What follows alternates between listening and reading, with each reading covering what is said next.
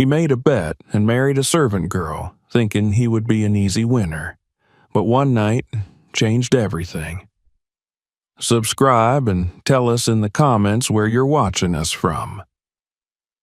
The grand ballroom of William Clark's estate was a dazzling display of wealth and opulence. Crystal chandeliers hung like frozen waterfalls from the high ceiling, casting a golden glow over polished marble floors. Men in tailored tuxedos and women in shimmering gowns filled the room, their laughter and conversations blending with the soft melody of a live orchestra. The air smelled of expensive champagne, rare cigars, and the subtle scent of power.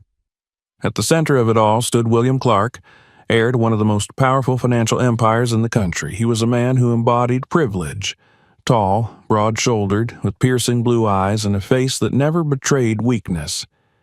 His posture was commanding, his presence magnetic. He was used to admiration, deference, and the quiet acknowledgement that he was a man who always won. Surrounding him were his closest associates, men of equal wealth but lesser influence. Among them stood Harrison Banks, his longtime friend and occasional rival. Harrison was sharp-witted, a man who enjoyed pushing boundaries and provoking reactions. He took a sip of his wine, his eyes glinting with mischief as he studied William, who stood casually with a glass of whiskey in one hand, his other hand tucked into his pocket. "You always say money can buy anything," Harrison said, his voice smooth but laced with challenge. William raised an eyebrow, only mildly interested. "Because it can." The group around them chuckled. It was an unspoken rule in their world. Money wasn't just a tool, it was the ultimate force. With enough wealth, anyone could be persuaded. Anything could be changed. Harrison smirked, swirling his wine. "That's easy to say when you've never been tested." William exhaled, half amused, half bored. "Is this going somewhere, Harrison, or are you just trying to make yourself sound philosophical?" Harrison leaned in slightly. "Let's put your belief to the test. If money is as powerful as you claim, then prove it." The men around them quieted, their curiosity piqued. William gave a small, unimpressed smile. "And how exactly do you propose I do that?" Harrison's gaze flicked across the room before settling on someone at the far end. "By transforming her." William followed his line of sight. At the edge of the ballroom, near the bar, a woman in a black and white uniform was moving discreetly between guests, refilling glasses and collecting empty plates. She was different from the other women in the room. No glittering gown, no jewelry, no carefully styled hair. Her dark skin contrasted against the pale uniform, her long, thick curls tied back into a low bun. She moved with quiet efficiency, her expression neutral, eyes cast downward, as if she had mastered the art of being invisible in a room full of people who never looked at her. Kyla Johnson, one of the estate's housekeeping staff. William's frown deepened. "You can't be serious." Harrison chuckled. "Why not? She's perfect for this challenge. No money, no connections, no interest in our world." He tilted his head, studying William's face. "Or are you saying that money can't buy everything after all?" William's expression remained unreadable. He was irritated by the suggestion, but intrigued by the challenge. It was absurd, ridiculous even, but that was exactly why he couldn't back down. Refusing would make him look weak, like a man who was afraid of proving himself. The others were watching him, waiting. He took a slow sip of his whiskey before setting the glass down on the table beside him. Then he looked Harrison directly in the eye. 3 months, he said, his voice calm and deliberate. "I marry her, transform her, and make the world believe she belongs by my side." Harrison grinned.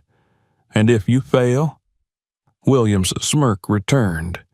I don't fail." The men around them laughed, raising their glasses in a mock toast to what they saw as William's inevitable success. Harrison extended his hand, and William shook it, sealing the bet. "This is going to be fun," Harrison said, a wicked gleam in his eye. "Just remember, you have to make it look real. She has to be by your side at every event, dressed and behaving like a true society wife." William nodded once. "Then prepare to lose, Harrison." He turned his attention back to Kyla. She was unaware of the conversation that had just taken place, unaware that in a matter of hours her entire life would be upended. William Clark never lost, and he wasn't about to start now. The next morning, Kyla was in the kitchen, stacking clean dishes when she felt a shift in the air. A presence. She turned and found herself face to face with William Clark. She stiffened. "Mr. Clark," she said cautiously. She had worked in this house for nearly a year and had never spoken directly to him before. His blue eyes studied her, sharp and assessing. "I need to talk to you." Kyla wiped her hands on a dish towel, wary. "About what?" His lips curved slightly, but the expression didn't reach his eyes. "A proposal." She frowned. "A proposal?" William stepped closer, lowering his voice slightly. "I want you to marry me." The plate she had been holding slipped from her fingers and crashed into the sink, sending a splash of water onto her uniform. She stared at him in disbelief. "What?" "You heard me." His tone was even, as if discussing a business deal. "It's a contract, a marriage of convenience, 3 months, and in return I will pay you an amount that will change your life." Kyla let out a nervous laugh. "That's not funny, Mr. Clark." "I'm not joking." He pulled a check from his pocket and placed it on the counter. The amount was staggering, more money than she had ever seen in her life. "You're struggling, aren't you?" he said, his voice smooth, persuasive. "With this, you can take care of your family, pay off any debts, start fresh." She forced herself to meet his gaze. "Why me?" William's expression remained unreadable. "Because you're perfect for this. No one would ever expect me to marry someone like you. That's exactly why it will work." His blunt honesty made her stomach twist. She wanted to refuse, wanted to walk away. But the weight of her mother's medical bills, her younger brother's tuition, the never-ending financial struggle, it all pressed down on her, suffocating. Her fingers curled into fists. "And after 3 months, we divorce." His answer was immediate, indifferent. "No questions, no ties. You go back to your life, and I go back to mine. The only difference is you'll be in a much better position than when you started." Kyla took a deep breath.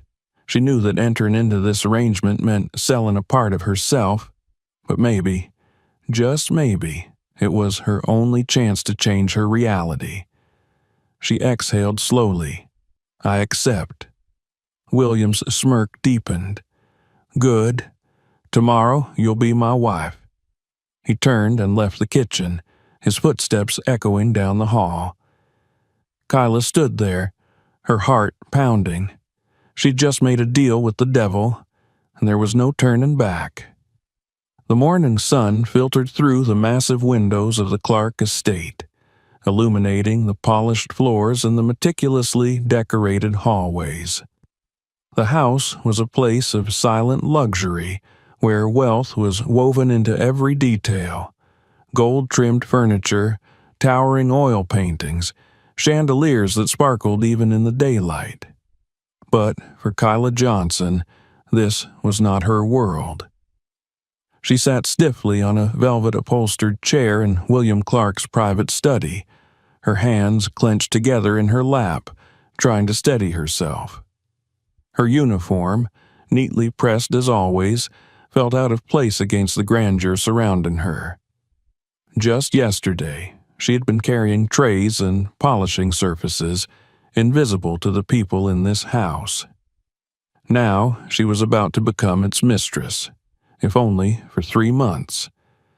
Across from her, William Clark leaned against his desk, calm and composed, as if offering a woman marriage in exchange for money was the most ordinary transaction in the world. "Let's go over this again," he said, his voice smooth and authoritative. "This is a contract, not a real marriage in any emotional or legal sense. You'll be my wife in name only, attending social functions by my side. You will live in this house, dress appropriately, and behave according to the standards expected of a Clark." Kyla's jaw tightened. She already despised the way he spoke, as if she were an object he was molding to his liking. "And in return," his lips quirked slightly, almost as if amused by her defiance. "In return, you'll receive a lump sum when the contract ends, enough to cover any financial burden you have." He didn't need to remind her how much money was at stake. That number had been burned into her mind since last night. It was enough to change everything, to get her mother the best medical care, to put her brother through college, to finally escape the cycle of struggle she had been trapped in her entire life. But selling her dignity for it? She inhaled deeply. She had made her decision. "There will be conditions," she said, her voice steady despite the turmoil inside her. "I won't be your plaything. I won't tolerate any attempts to control my life outside of what this arrangement requires." William nodded, as if he had expected her to push back.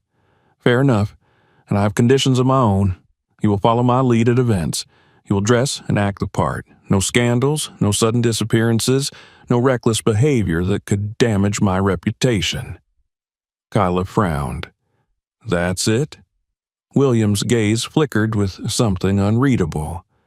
"And no emotional attachments. When the contract ends, we go our separate ways." That last part stung more than she wanted to admit. Not because she had any interest in falling for a man like William Clark, but because it was a stark reminder of what she was to him, nothing more than a transaction. "Fine," she said.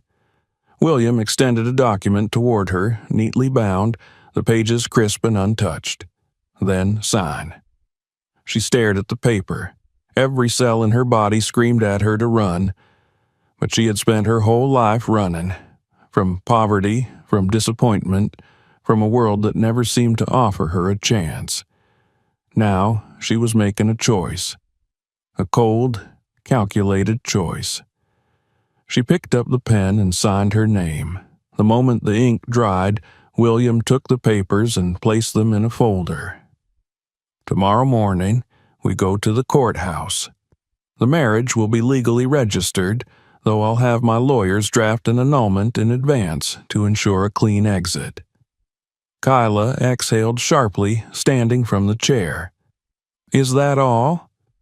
"For now," he said. "You'll receive further instructions from my assistant later today. Welcome to your new life, Mrs. Clark." She flinched at the name. It wasn't hers, not really. Without another word, she turned and left his study, her heart pounding as she walked through the grand halls of the estate. The walls seemed taller now, the ceilings more suffocating. Tomorrow she would no longer be just a maid. Tomorrow she would become William Clark's wife.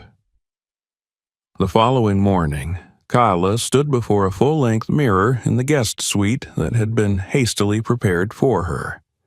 Her uniform was gone.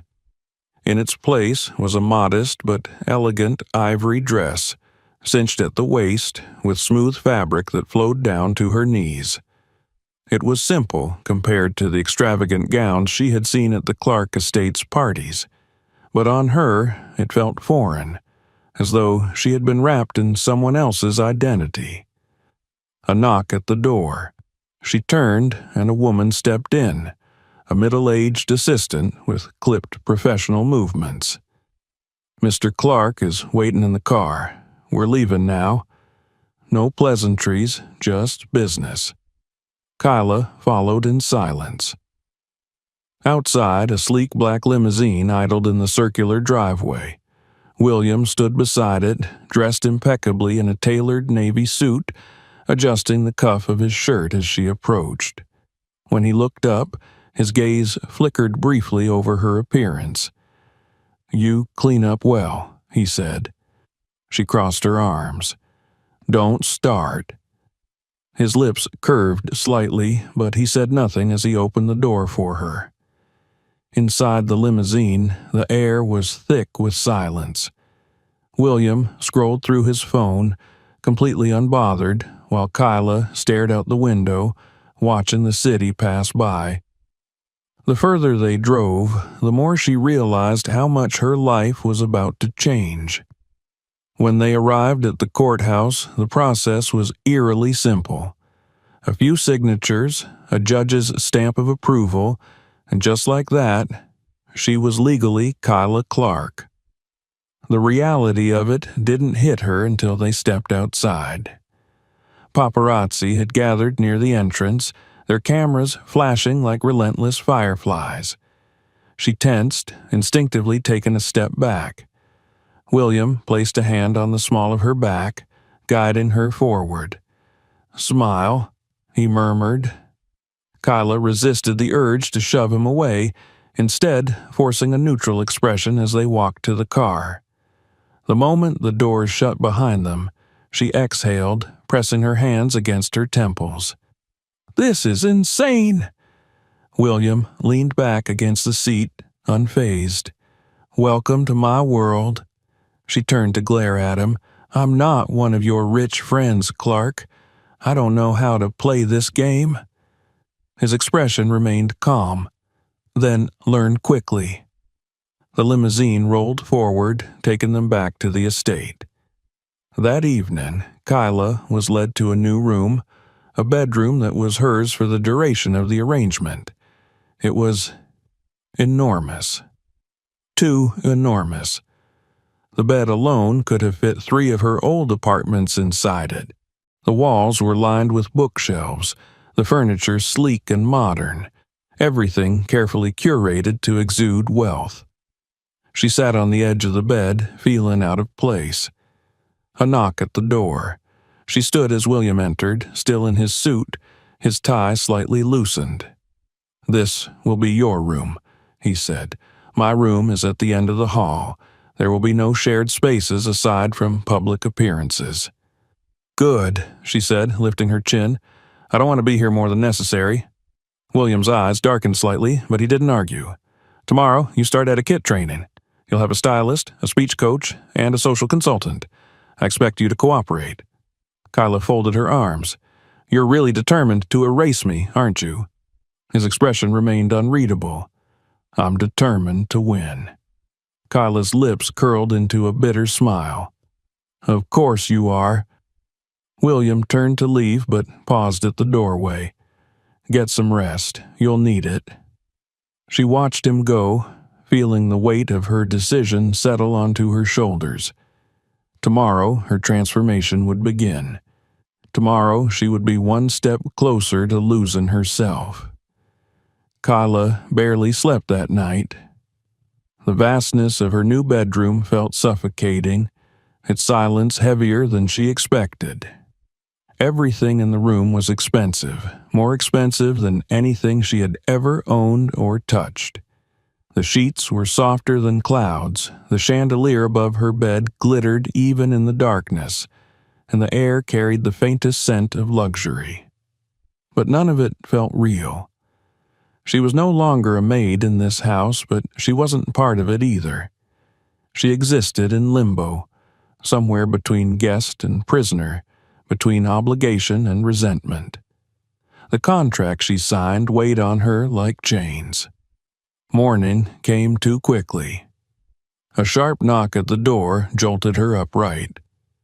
She sat there for a moment, trying to collect herself before finally answering. The same assistant from yesterday, the one who had accompanied them to the courthouse, stood outside. Your schedule starts in 30 minutes. You should get ready. Kyla rubbed her temple. Schedule? The woman gave a clipped nod. You have etiquette training, wardrobe selection, and social protocol lessons today. Mr. Clark expects full cooperation. Of course he does. Kyla bit back a sarcastic reply and closed the door. She took a slow breath, then moved to the massive closet. It was already stocked with clothes, none of which belonged to her. Designer dresses, elegant blouses, shoes that probably cost more than her yearly salary when she was working as a maid. She reached for the simplest dress she could find, a pale blue wrap dress, and changed. Downstairs in one of the estate's many sitting rooms, a group of people awaited her. A poised woman with sharp features and a stiff posture sat at the center of the group. Her gray hair was pulled back into a severe bun, her pearl earrings glinting under the chandelier. Beside her stood a younger woman, a stylist, wearing a chic black ensemble, and a man in thin-framed glasses, who held a notebook in one hand and a measuring tape in the other. Kyla took one look at them and immediately wanted to walk the other way. William, of course, was already there.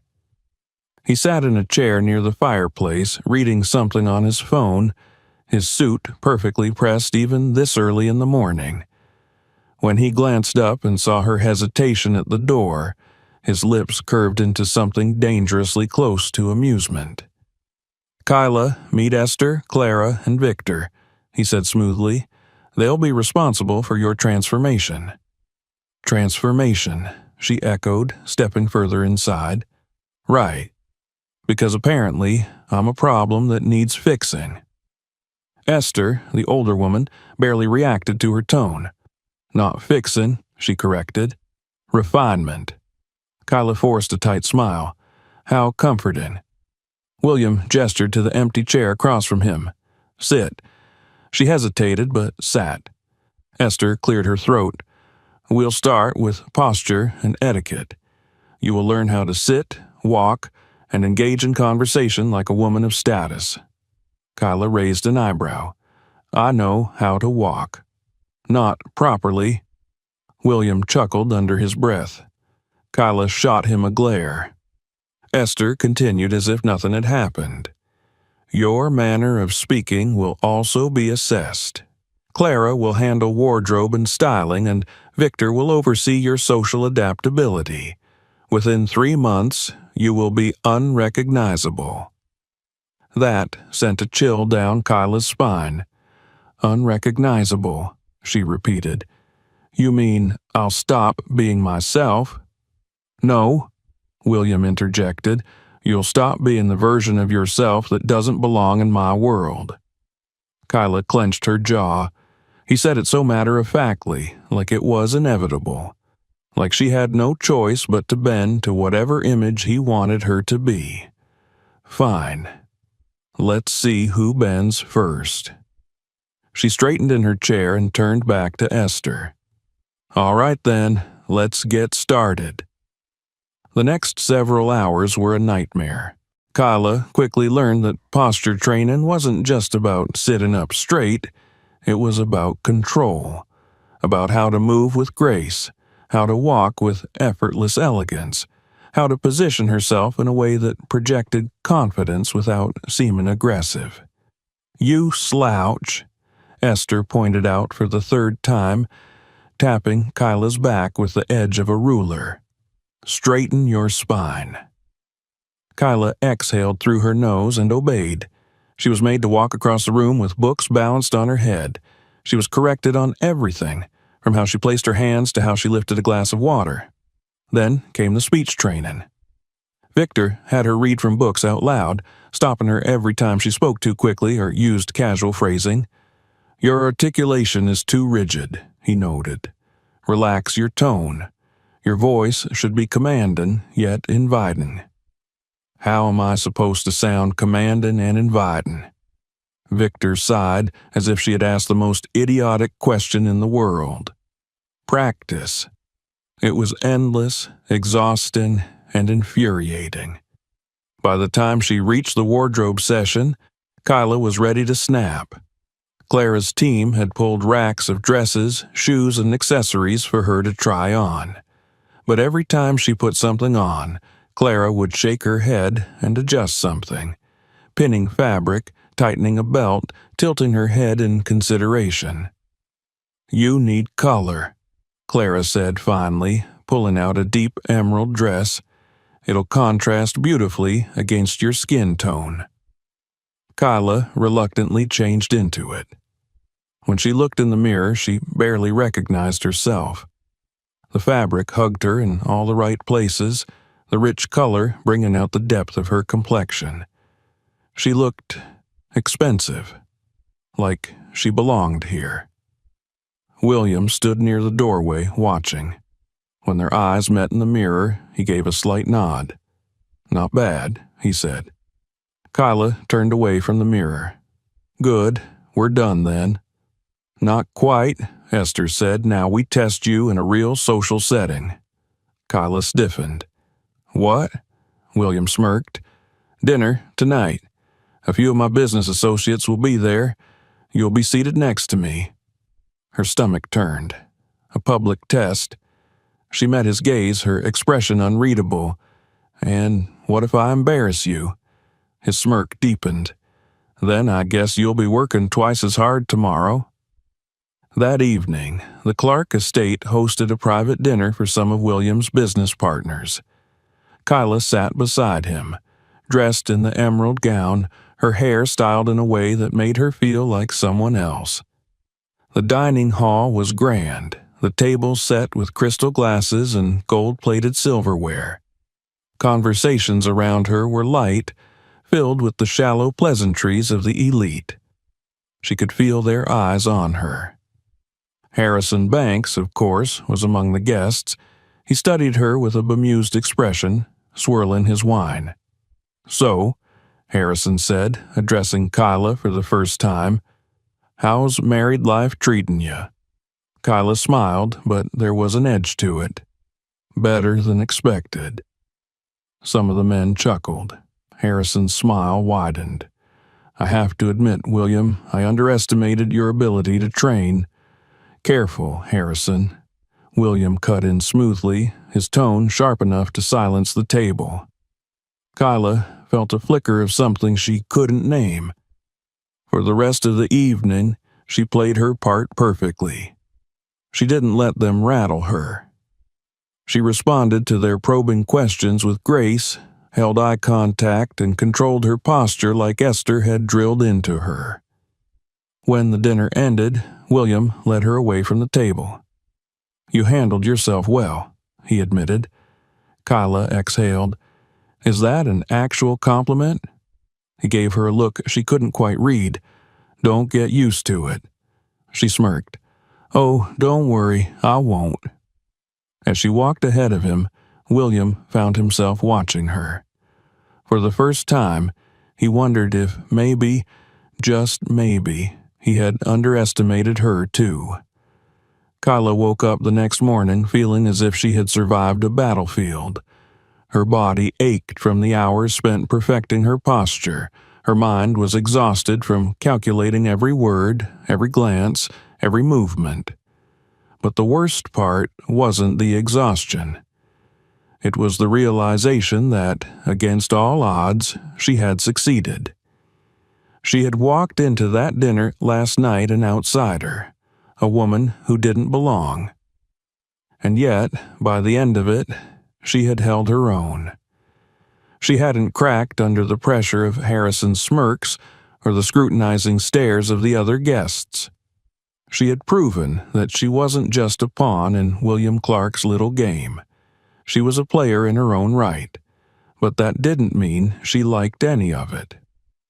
When she made her way downstairs, she found William already in the dining room, casually scrolling through his phone while his breakfast, eggs, toast, perfectly arranged fruit, sat untouched in front of him.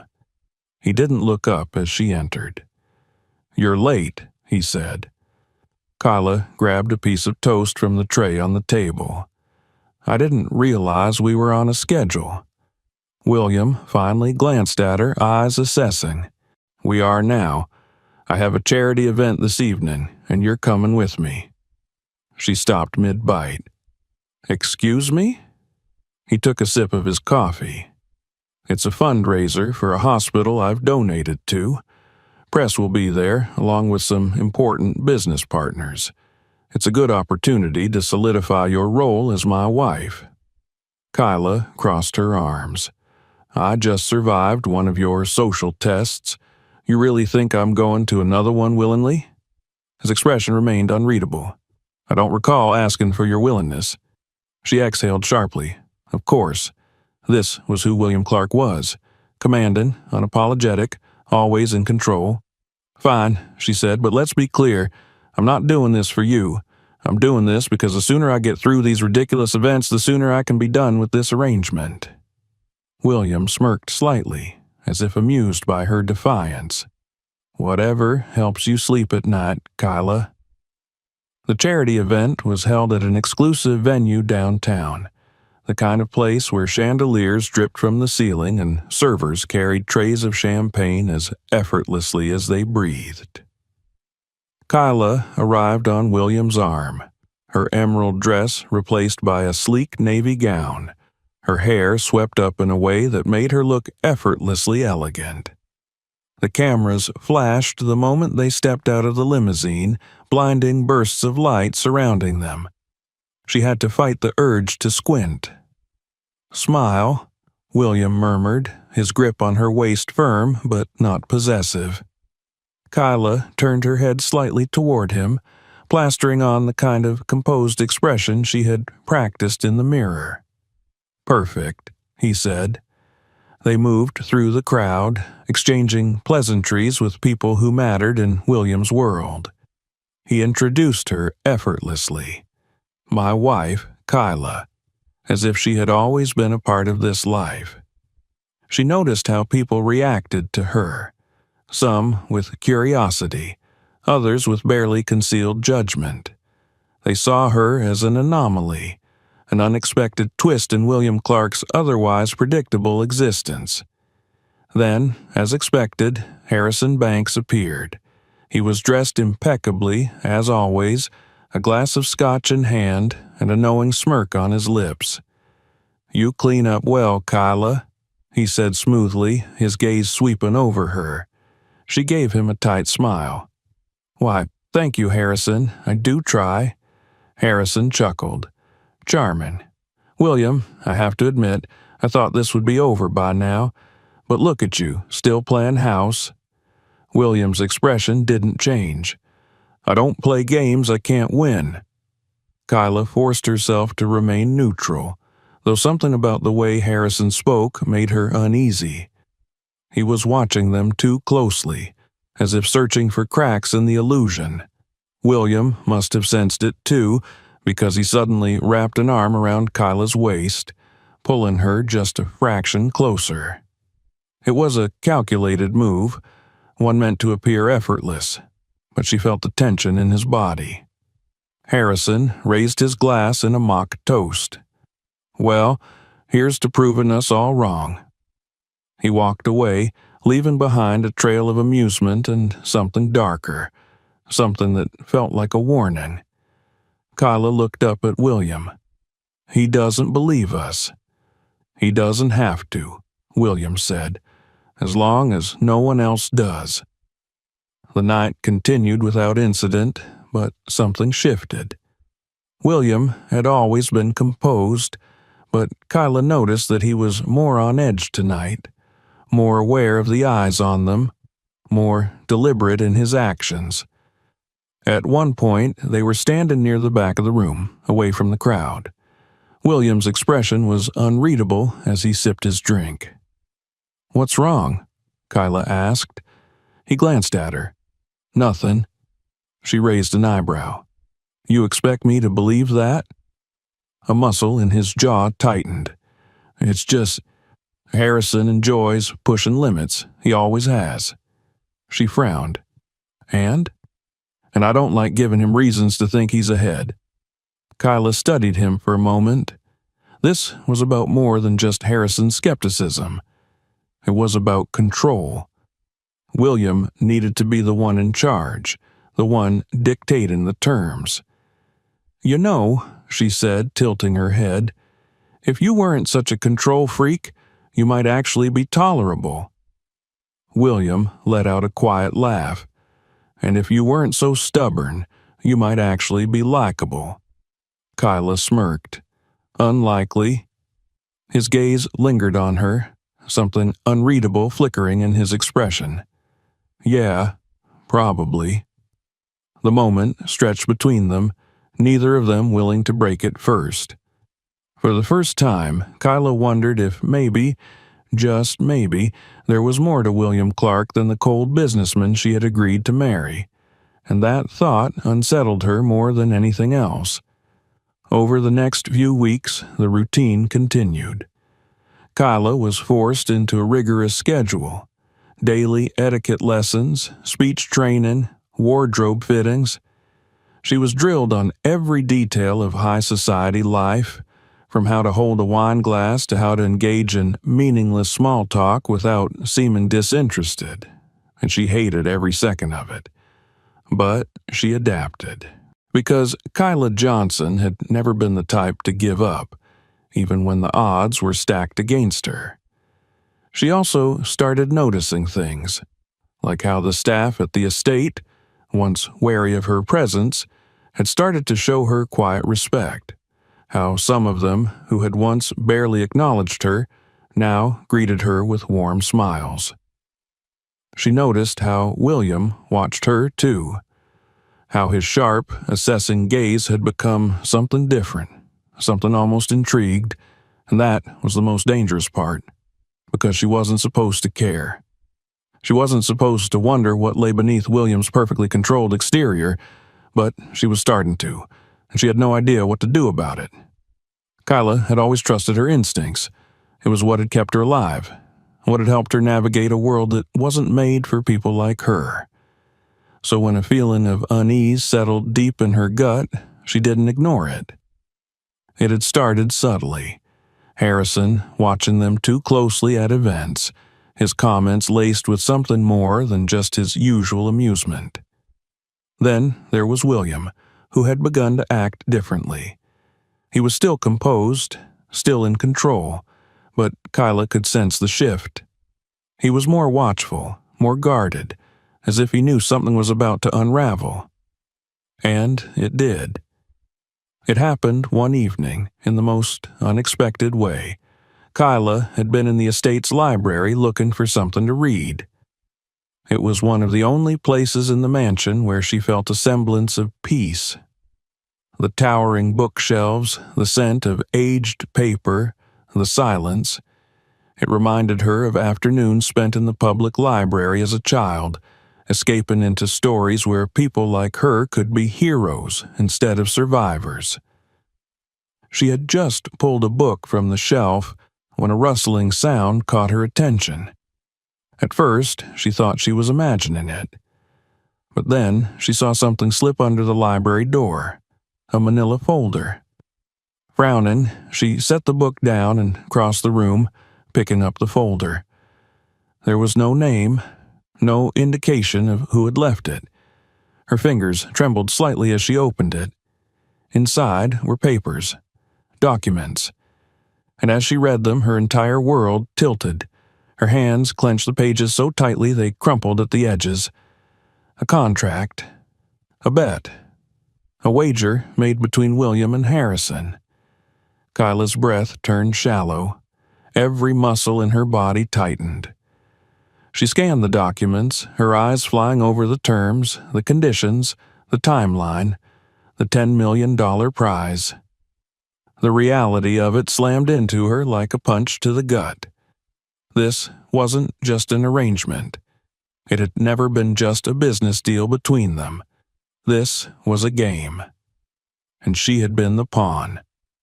Kyla's vision blurred, heat rising in her chest. She wanted to scream, to break something, to throw the folder against the wall. But more than that, she wanted answers. She stormed out of the library, her feet moving on instinct, her pulse pounding in her ears.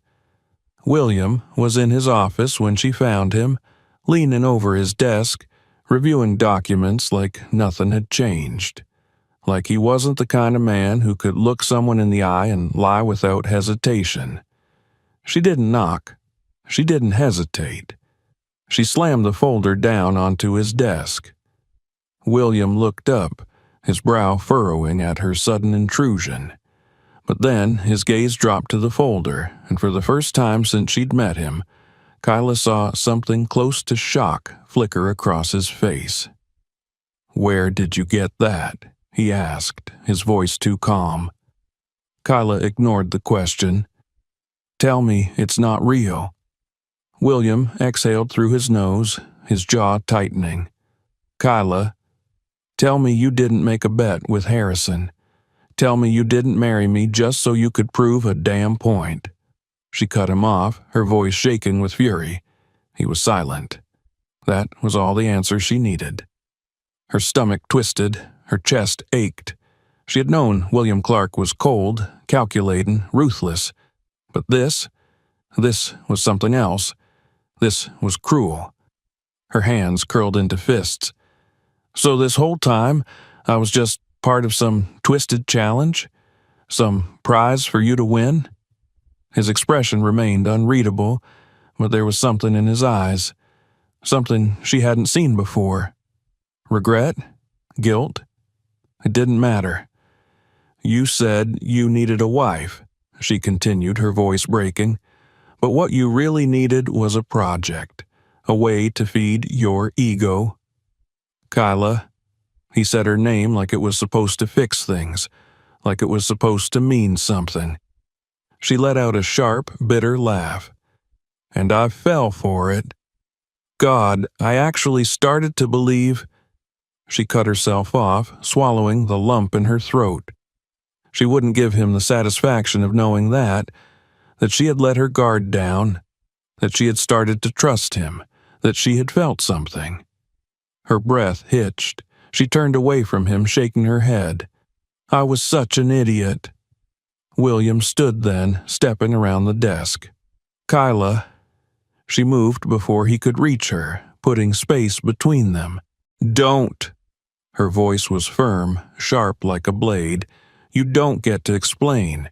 You don't get to justify this. You used me." "I didn't." "Yes, you did," she snapped, her anger boiling over. "And you knew exactly what you were doing." Silence stretched between them, thick and suffocating. Kyla took a deep breath, forcing herself to steady. "I'm done," she said quietly. "I'm leaving." A muscle in William's jaw ticked. "That's not part of the agreement." She let out a dry, humorless laugh. "Screw the agreement." And with that, she turned and walked out of his office.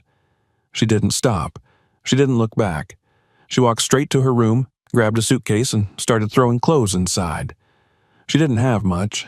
Most of the wardrobe here had been chosen for her, selected to fit the version of herself that William wanted to present to the world. But there were a few things that were hers. She grabbed them all. When she finished, she turned, ready to leave, only to find William standing in the doorway. He looked at her for a long moment. "Where will you go?" Kyla lifted her chin. "Anywhere that isn't here." His gaze darkened. "You don't have to do this." She let out a breath. "And you didn't have to make a bet on my life." His silence was answer enough. Without another word, she pushed past him and walked out of the room. Out of the house, out of his life. She left the Clark estate that night with nothing but a suitcase and a heart full of betrayal. She found a small motel downtown, far from the world she had just escaped. The walls were thin, the sheets weren't silk, and there were no chandeliers overhead. But at least it was hers. At least it was real.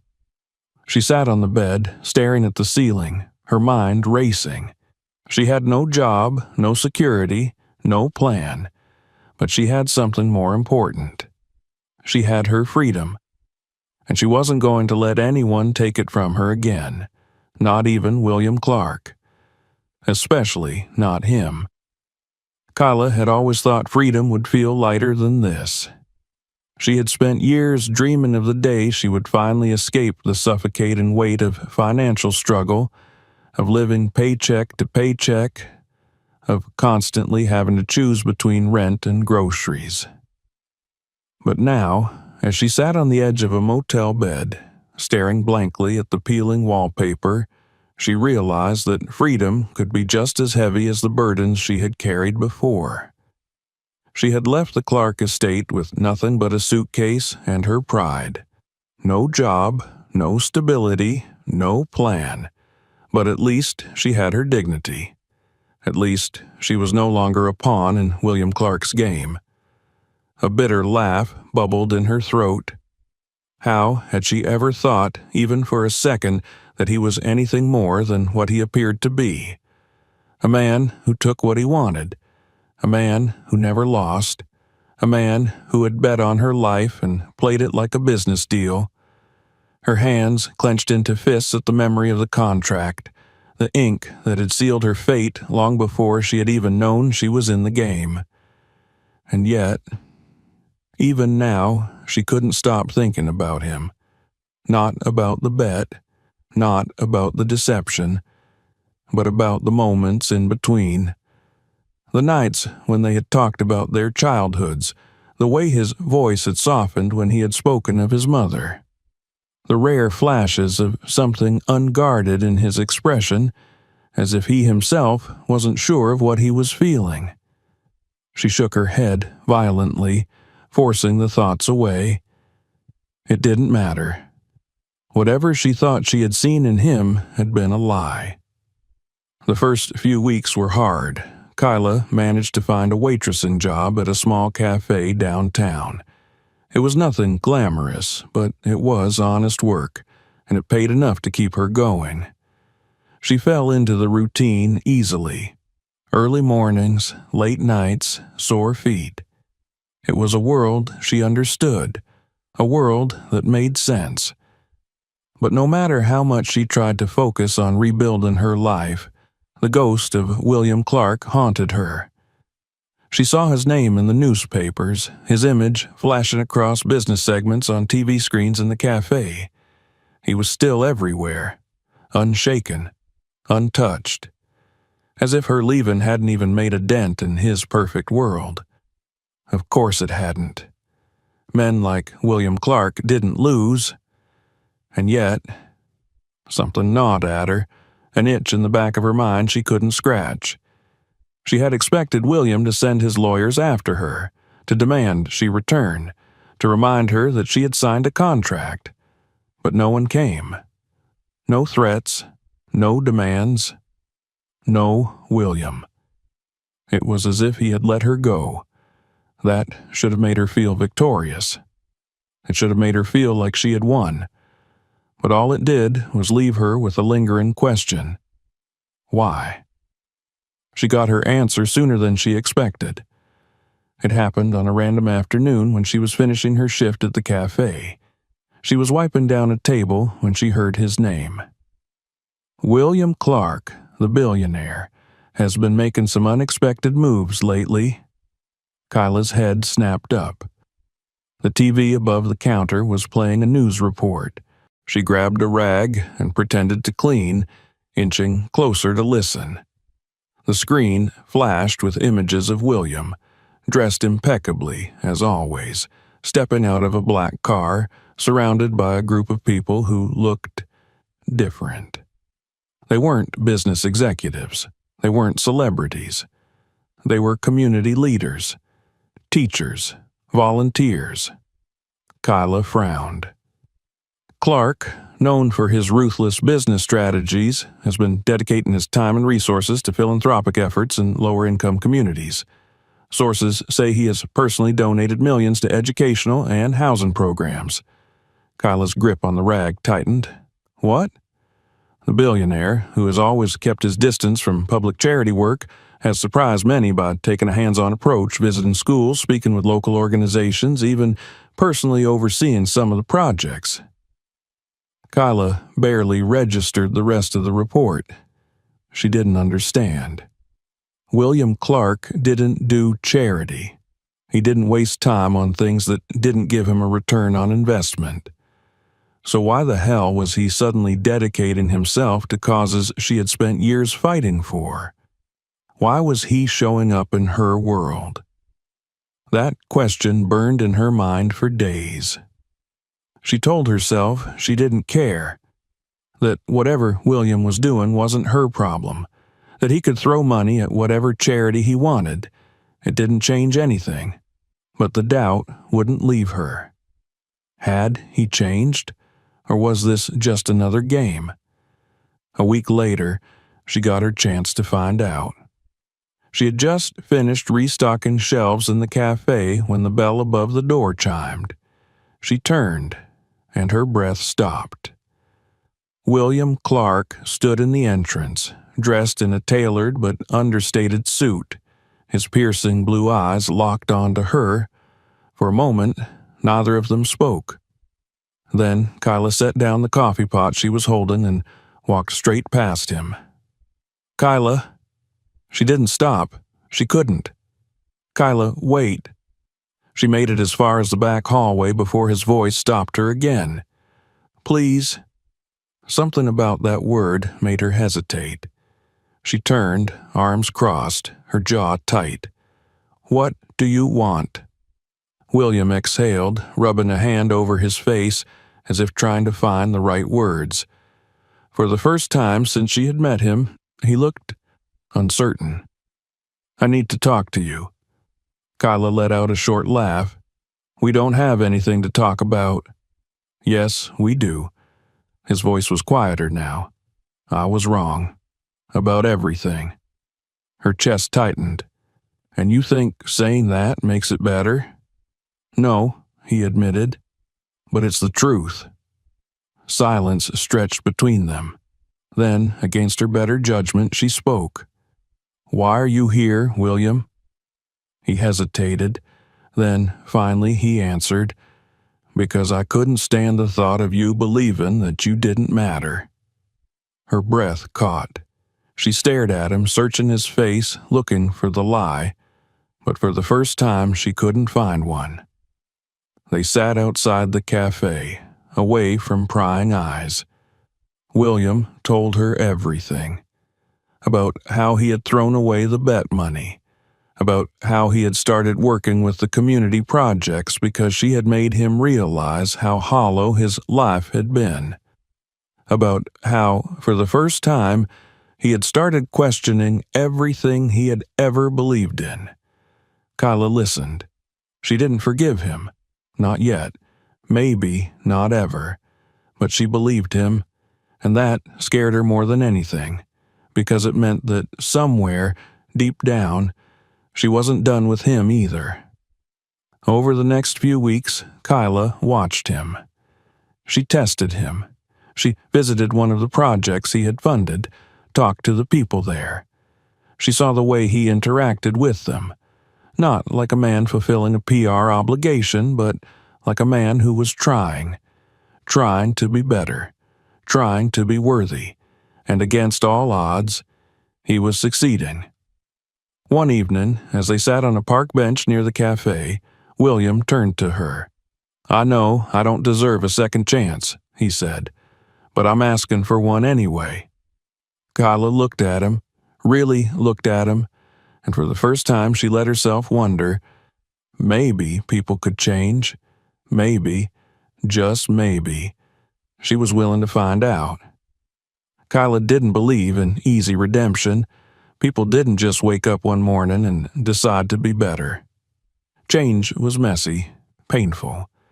It required more than words. It required action, patience, and consistency.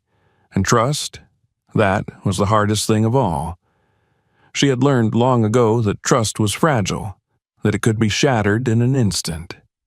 And William Clark had shattered it in the worst way possible. But now, as she sat across from him in the quiet cafe, watching the man who had once controlled every aspect of her life ask instead of demand, she realized something unsettling. She wanted to believe him. She wanted to believe that the William Clark who had played with her life like it was a game was gone, replaced by someone who was trying to understand. But wanting to believe and actually believing were two different things. Over the next few weeks, William didn't push. He didn't flood her with expensive gestures or grand declarations.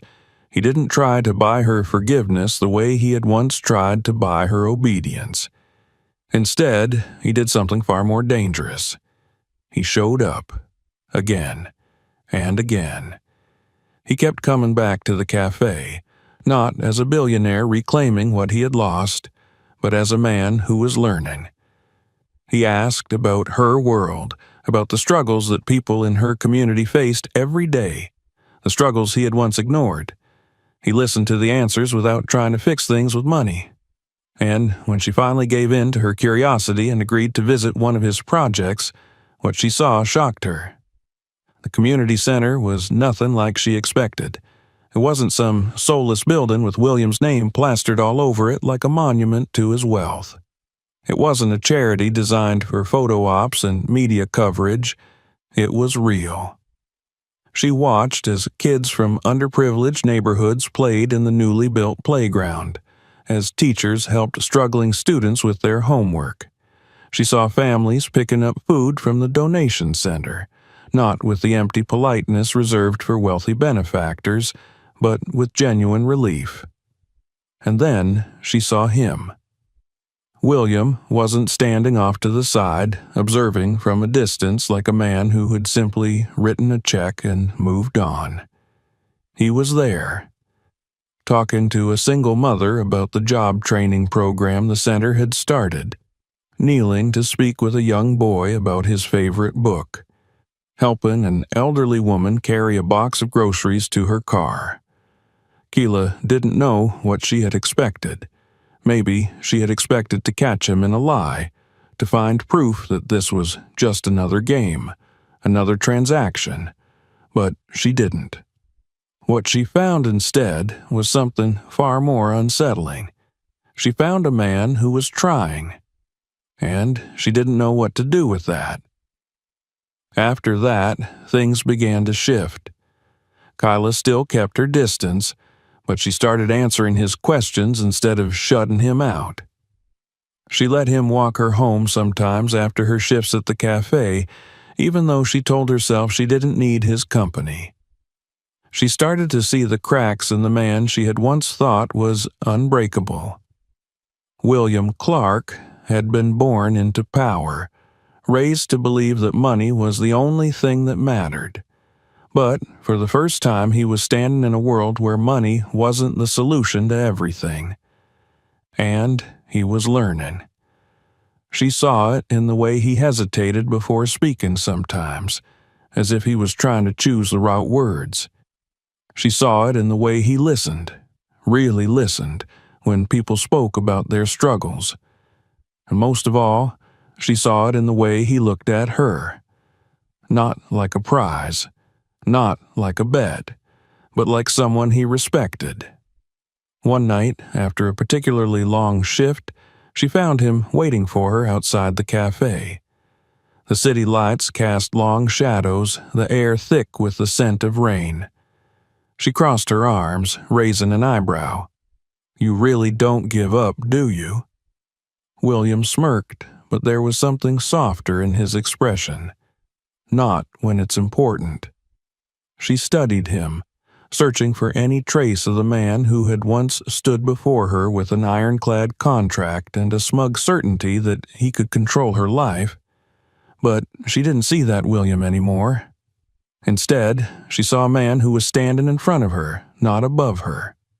And that scared her more than anything, because it meant that, despite everything, despite the lies, despite the betrayal, her heart was starting to betray her. Again. They started spending time together, not in the grand, orchestrated way that William's world demanded, but in quiet, unexpected moments, like when he showed up at the cafe one evening and sat in the corner reading while she worked. He didn't demand attention, didn't try to insert himself into her space. He just was there. Or when she found herself telling him stories about her childhood, about her mother's laugh, about the nights she spent tutoring her younger brother under a flickering apartment light, or when he admitted one night that he had never once set foot in his father's office as a child because the man had believed that emotions were distractions, that family was secondary to success. Kyla didn't know what was happening between them. She didn't want to name it, but it was real, and that terrified her. One evening, as they walked through a park near her apartment, William stopped suddenly. She turned to him, frowning. "What?" He hesitated for a moment, then exhaled. "You were right about me." Kyla's stomach twisted. About what? He met her gaze, and for the first time she saw something unmasked in his expression. About everything. Silence stretched between them, heavy with things unsaid. Then, quietly, he added, "I don't expect you to forgive me." Kyla swallowed. "Then why are you still here?" His lips curved slightly. "Because I'm not done proving that I'm different." She wanted to look away, to pretend that his words didn't affect her, but she couldn't, because somehow, against all logic, against every defense she had built, a part of her believed him, and that was the most dangerous thing of all. That night, as she lay in bed, staring at the ceiling, Kyla realized something. She had spent so long thinking of William Clark as the enemy, but now she wasn't sure what he was anymore. And maybe, just maybe, neither was he. Kyla had never been afraid of making tough decisions. Her entire life had been built on them, choosing between paying rent or medical bills, between staying in a dead-end job or risking unemployment, between holding on to her pride or swallowing it for the sake of survival. But this was different. This was the first time in her life where the decision wasn't about survival. This was about trust. And trusting William Clark was the most terrifying thing she had ever considered. The days passed in an uneasy rhythm. William didn't push, didn't demand answers, but he was there, consistently, patiently. It was a strange reversal from the man she had first met, the man who had orchestrated her life with contracts and conditions. This version of William was different. He was present. Not as a force of power, but as a person. He listened when she spoke, not out of curiosity, but out of genuine interest. He didn't offer her money or solutions when she spoke about her struggles. He simply listened. And that was what unsettled her the most. Because it was real. Because it felt real. And Kyla had never allowed herself to hope for real. One evening, after closing the cafe, she found herself walking alongside William again, their steps in sync, the city quiet around them. The tension between them had changed. It was no longer sharp, no longer built on resentment or obligation. Instead, it was something quieter, something unspoken. She hated how comfortable it felt. At some point, they stopped at a small park, sitting on a wooden bench that overlooked the dimly lit street. Kyla exhaled, running a hand over her face. "I don't know what to do with you." William, sitting beside her, let out a low chuckle. "You and me both." She turned to face him fully, her gaze sharp. "Why are you still here, William?" He was silent for a moment, his fingers clasped together between his knees. Then, finally, he spoke. "Because I want to be." The words were so simple, so free of manipulation or calculation, that they stole her breath. She studied him, waiting for the catch, the carefully crafted reasoning that always lay beneath his words. But there was none. Just honesty. And that terrified her more than any contract ever had. William had spent his entire life in control. Everything had a plan, a purpose. Every decision he made had been calculated for efficiency, for gain. But Kyla, she had destroyed that control the moment she walked away from him. And now, sitting beside her, watching the way the soft glow of streetlights caught in her dark curls, he realized something. He didn't want control anymore. He just wanted her. Silence stretched between them, filled with all the things neither of them knew how to say. Then, finally, William spoke again. "I never expected to change," he admitted, "but you made me want to." Kyla's breath hitched. She looked at him, at the raw sincerity in his expression, and knew he meant it. But words weren't enough. She had heard beautiful words before. She had been fed empty promises before.